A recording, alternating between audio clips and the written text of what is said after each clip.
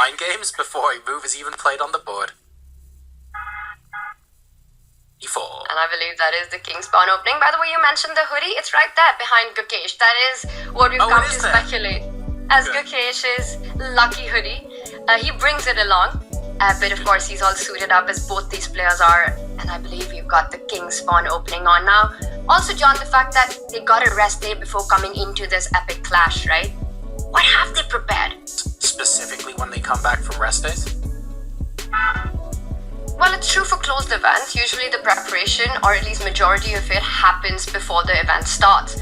I think the most important thing for the players once an event like this, where you know every round is going to be tougher than the one you've experienced, fatigue, energy, stamina will come into play. You're also following the opening repertoire of your opponents throughout the event, so you need to keep checking lines. But the biggest aspect is, what is the form that you come into the tournament in? What is your mind state when you're playing this game? And I think for both these players, Nodirbek with that fantastic win over Jordan Van Forest in round 5, and Gukesh with that big technical win against Vincent Keimer, feels like they got just the warm-up they needed for this clash.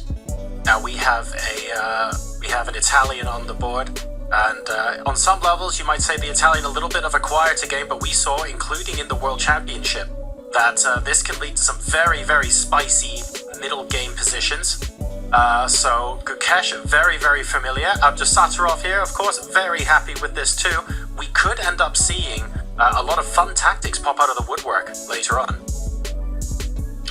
Yeah, we've got this opening which has been played tens of thousands of times, this particular position, with black also taking out the bishop to its counterpart square. So the Italian played, and Nodirbek, I believe he's made a move, because I see on our live board that it's Gukesh's to play on our visuals, but on our analysis board we've got bishop c5, so I think Nodirbek has made a decision. I'm trying to understand, wait, what has he played?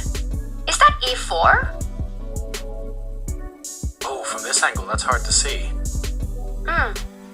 Oh yes, it is a4. Okay. Wow. That is a new... It has been played before, but it's not the most standard move, and I'd love to get the stats and how many times that move was played on move number 4. And now we come back to a position, usually this last move by Nodirbek is the one that's played before white pushes the flank pawn. But that's what's so difficult about the Italian, right? You've got these strategic concepts, these positions, and they can always arise with these different move orders. Does white include the a-pawn moving forward? Is there a pawn on h3? How does black handle those subtle changes? But Nodirbek showing his cards pretty early on that he's either looking for a queenside expansion at some point, with even the c3 pawn moving forward, and Gukesh has to think how to handle that. John, should we do a quick roundup of the openings that we're seeing? Because I'm noticing some surprising choices by the players. Yeah.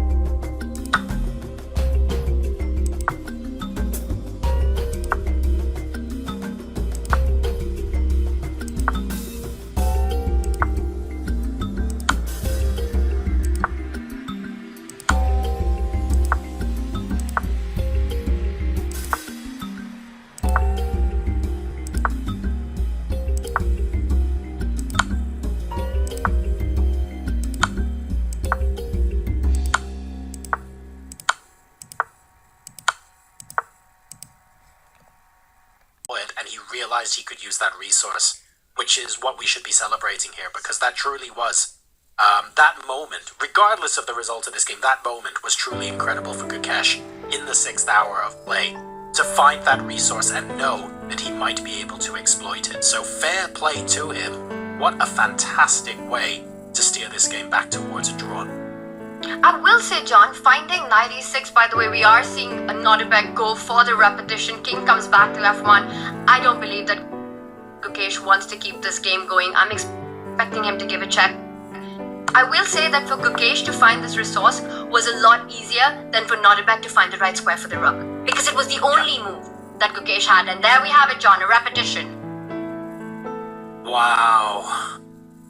Amazing stuff. And Gukesh knows he pulled off the Houdini act there. There is absolutely no question about that. Nodirbek is going to be cursing his luck, but maybe the lucky hoodie, Tanya, is what did it towards the end of that game.